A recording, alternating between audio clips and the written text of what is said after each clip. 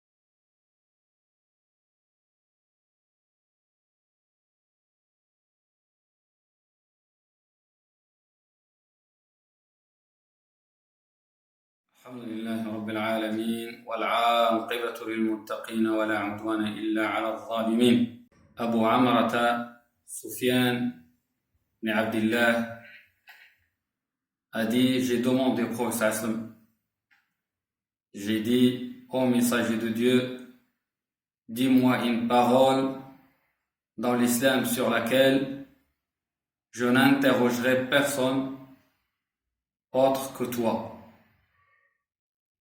Le prophète sallallahu alayhi wa sallam lui dit: dis amantu billahi thumma istaqim. Dis, je crois en Dieu et tiens-toi sur le droit chemin. Ce compagnon a demandé au prophète sallallahu alayhi wa sallam de lui résumer les enseignements de l'islam, de lui résumer la religion. Et c'est une capacité qu'avait le prophète sallallahu alayhi wa sallam, ce qu'on appelle Jawami al-Kalim, le fait, la concision dans les paroles, le fait de dire beaucoup de choses en peu de mots.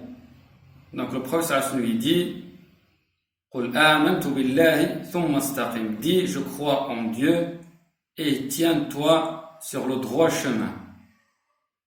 Dis, je crois en Dieu, c'est la dimension dogmatique, la dimension de la pensée. Thumma istaqim. Et tiens-toi sur le droit chemin, c'est la dimension de la pratique, de l'action. La foi, la dimension dogmatique, reste stérile s'il n'engendre pas de l'action, de la pratique. La foi, il doit se manifester à travers les actes.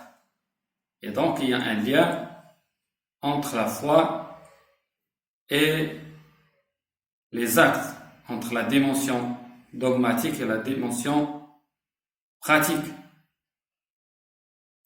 De manière à ce que si la foi est saine, solide, elle engendrera des actes sains, corrects, conformes à la loi de Dieu subhanahu wa ta'ala.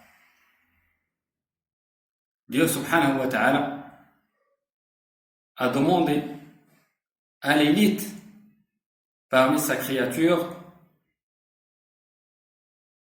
d'être droit. Il leur a ordonné la droiture. Elle a dit à Moussa et à Haroun,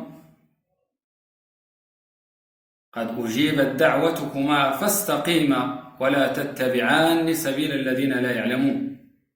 Votre prière, votre invocation a été exaucée.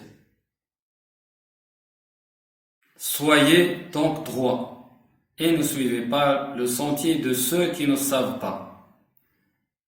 Il a ordonné aussi la droiture, la rectitude au prophète sallallahu alayhi wa sallam.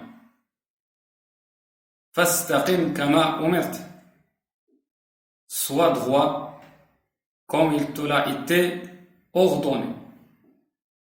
C'est un verset de Sourate Hud à propos de laquelle il a dit le prophète sallallahu. Donc lorsque Abu Bakr radiallahu anhu lui a fait la remarque qu'elle avait sallallahu alayhi wa sallam des cheveux blancs, il a dit sallallahu alayhi wa sallam, Hud m'a fait vieillir. Et les savants donc ont dit que c'est à cause de ce verset dans Sourate Hud, Fastaqim kama umirt. Sois droit comme il te l'a été ordonné. Donc l'istiqam à la droiture parfaite, complète, n'est pas une chose aisée, facile à réaliser. C'est pour cela que le prophète a dit, soyez droit. Saddilu, soyez droit.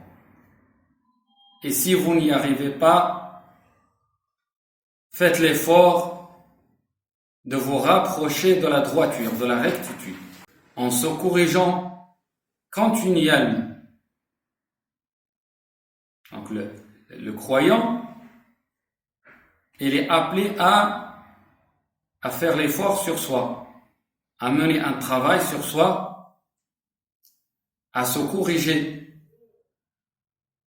de façon permanente afin d'atteindre ou du moins se rapprocher de cette droiture demandée par Dieu subhanahu wa ta'ala. Omar radiallahu anhu nous explique ce qui est al-istiqam, la droiture, la rectitude. Il a dit radiallahu anhu, al-istiqam, la droiture, c'est le fait d'observer les prescriptions divines, de s'éloigner des interdits, donc se conformer à la religion de Dieu subhanahu wa ta'ala, être encadré par les ordres de Dieu subhanahu wa ta'ala, par les injonctions comme par les interdits, faire, ne pas faire. L'istiqam, la droiture, c'est le fait, nous dit Omar al-Khattab radiyallahu anhu, c'est le fait de se conformer, d'observer les prescriptions divines et de s'éloigner des interdits. Et ne pas agir en rusé, tel un renard. Le renard, il ne va pas, pour rattraper sa proie, il ne va pas directement. Mais il ruse. De même, le croyant, il ne doit pas agir tel un renard, il ne doit pas user de moyens, de procédés tordus, tortueux, afin d'échapper aux obligations ou de contourner les interdits. Dieu subhanahu wa ta'ala nous a orientés vers cette demande, de lui demander subhanahu wa ta'ala la droiture. Au moins 17 fois par jour. Dans chaque prière, dans chaque rak'a, on récite Sourate al-Fatiha.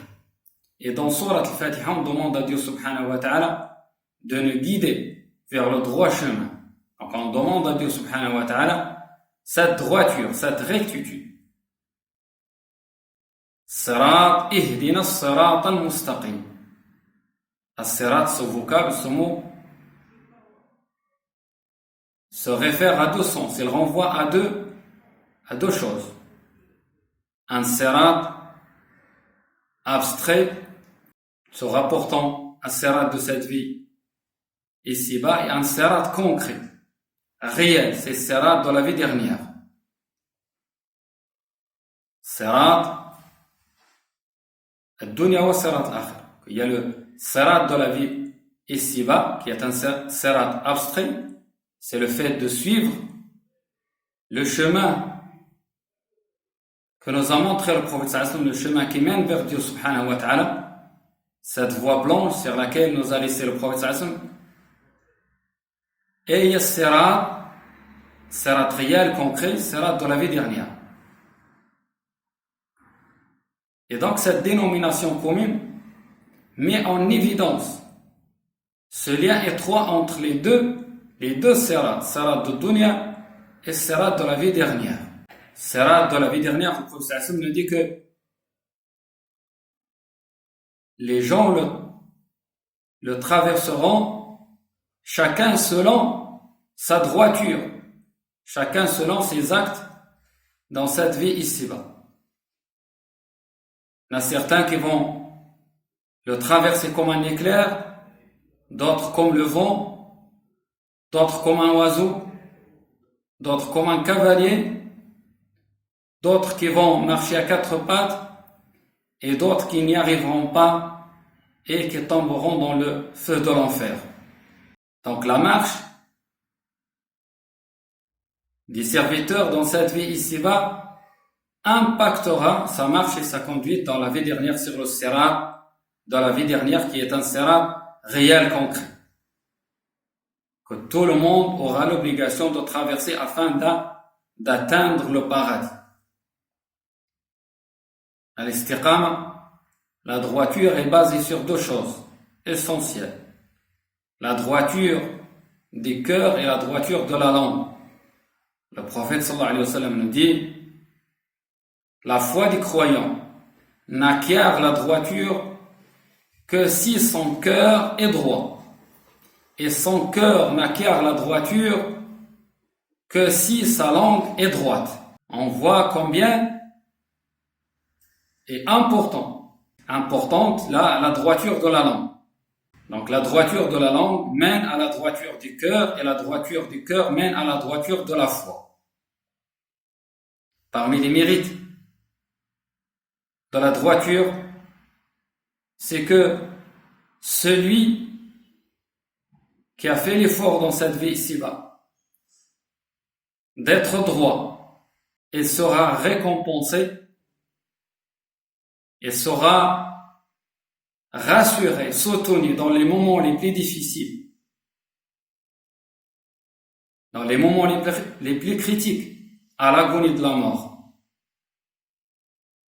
Dans ces moments difficiles, critiques, il aura le soutien, le secours des anges. Dieu subhanahu wa ta'ala dit: Inna alladhina qalu rabbuna Allah thumma istaqamu tatanazzalu alayhimul malaika.